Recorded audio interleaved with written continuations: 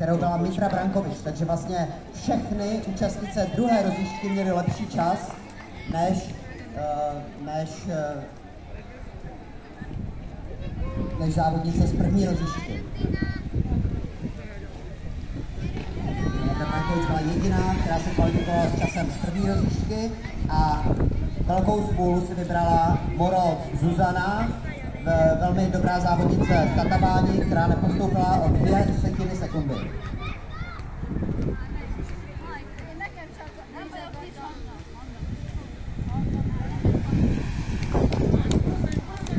Takže závod rozjíždí Sára Parsamisová z domácího oddílu, za ní Dina Kosa, teď se nám tam propracovává hlavní favoritka Johana Prach spolu s Brankou Mitrovič a Veronikou Dikastovou.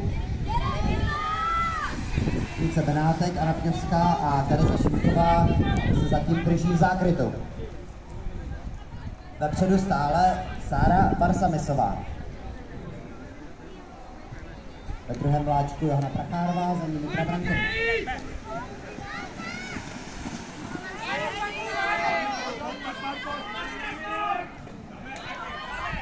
Máme 2 kola do konce.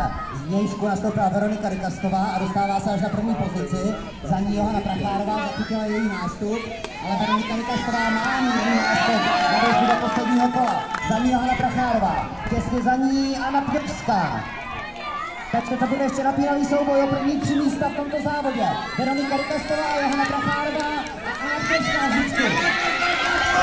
Veronika Dikastová a Anna Pňovská na cílové pásce, na 3. místě Johana Prachárová, na 4. místě Mitra Brankovič, pátá Sára Parsamisová, která ten závod skoro celý otáhla, 6.